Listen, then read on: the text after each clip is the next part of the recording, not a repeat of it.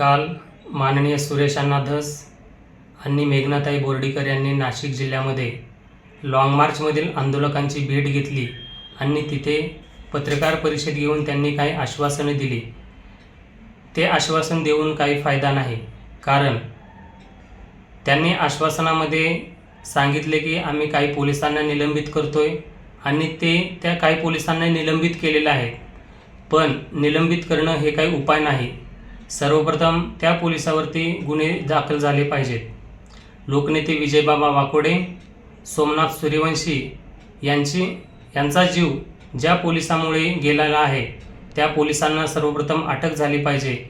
ज्या निरपराध लोकांनी मार खाल्ले कॉम्बिंग ऑपरेशनमध्ये त्यांच्यावरचे खोटे गुन्हे सरकारने माघार घेतले पाहिजेत आणि ज्या व्यक्तीने संविधानाची विटंबना केली, संविधानाची तोडफोड केली, त्या व्यक्तीवरती देशद्रोहाचा गुन्हा दाखल झाला पाहिजे। आज दत्ता सोपान पवार नावाचा व्यक्ती जर संविधानाची तोडफोड केली नसती तर परभणीमध्ये ही घटना घडली नसती आणि हे 2 जीव आम्हाला गमवावे लागले नसते। त्यामुळे सर्वप्रथम त्या व्यक्तीवरती देशद्रोहाचा गुन्हा देखील झाला पाहिजे आणि जे काही वर्दीतील पोलीस गुन्हेगार आहेत त्यांच्यावरती गुन्हे नोंद होऊन त्यांना अटक करण्यात यावी आणि त्यांना शिक्षा झाली पाहिजे। आणि हे आश्वासन जे दिलेले आहेत त्या आम्हाला मान्य नाहीत।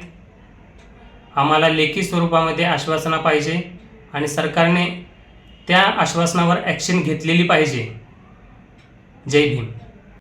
ज्या माणसाने संविधानाचा विटंबना केला त्या माणसावर देशद्रोहाचा गुन्हा दाखल करावा आणि ते जर दंगल घडली नसती, त्या माणसाने विटंबना केली नसती तर माझा सोमनाथ आज मेला नसता, त्याच्यामध्ये वाकुडे बाबा पण मेला नसता।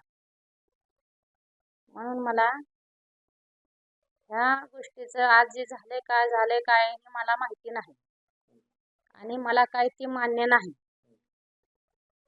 माझ्या मुलाला जे पोलिसांनी मारले त्या पोलिसावर 302चा गुन्हा दाखल व्हावा आणि त्यांना शिक्षा देव।